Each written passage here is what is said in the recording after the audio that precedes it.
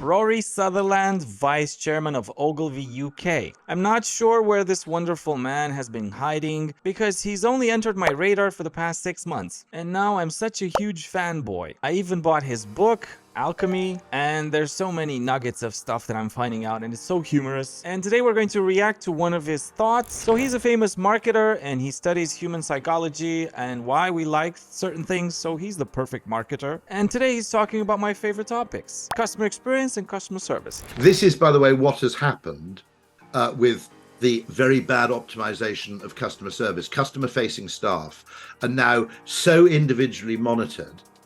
Okay, they're incapable of using any initiative. All they can do is follow rules. Exactly. I can't tell you how often I see this, like customer service managers having a checklist to control everything that a customer service representative has to go through and always check these boxes. This is ruining productivity and all the power that a person can have in order to solve an issue. And I can give you an example as I'm getting so fired up about this topic, but after we listen to what this wonderful man has to say, because anything that I would have to say about this is just like maybe a fly on a cake. You just want to take it away because this man words things so beautifully. Mwah. And so conversations with customer-facing staff are often useless because the value of customer service is in the ability to extemporize. Now, I'll give you an example of this, okay?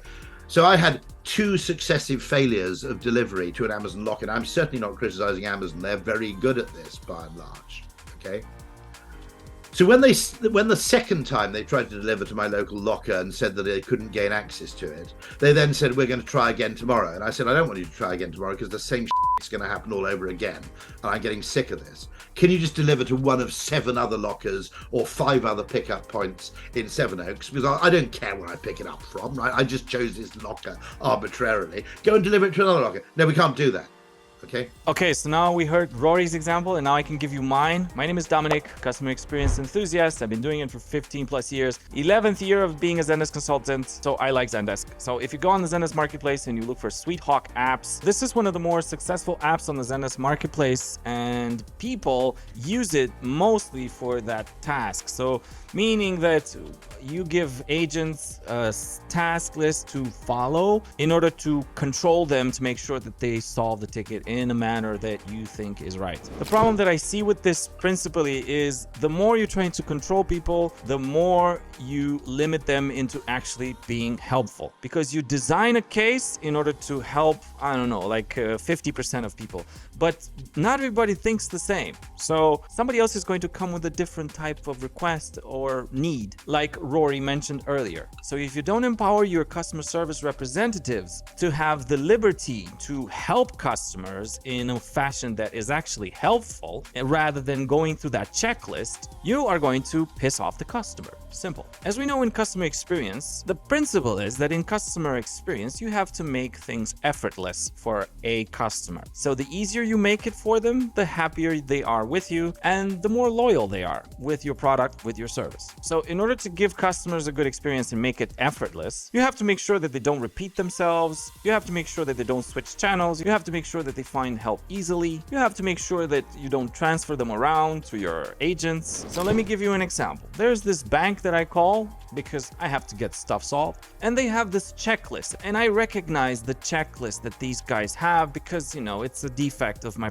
profession. So I call with an issue and they say, okay, I have to register you. Sir, I have to verify you first. So please tell me your name, your address, your date of birth, your company registration number, blah, blah, blah. And then the next stuff on the checklist is, how can I help you? I tell them what the problem is. And then they say, oh, I can't help you. I'll have to transfer you to my colleagues who are dealing with this kind of stuff. And then this agent takes over and says, hi, I have to register you first. And I'm like, but I just registered with your colleague. I know, sir, I understand, but this is company policy. So it's that damn checklist. So I can't really blame the reps. I can't really blame the customer service representative because they're just doing their jobs. And if they skip that checklist, they might get fired and they don't want to do that. So I blame the managers if you are one watching. So think about these steps and just invert some of these. Ask the customer what it's about and then register them. It's like, come on, bro. Instead of step 3, just switch it with step 4 and you just remove some of the stress in people's lives. Anyway, I bored you. I told you I was going to get fired up with this. If you like this content, please like and subscribe. I'd be really grateful, and I'll give you an ice cream. The constraints within which the people are operating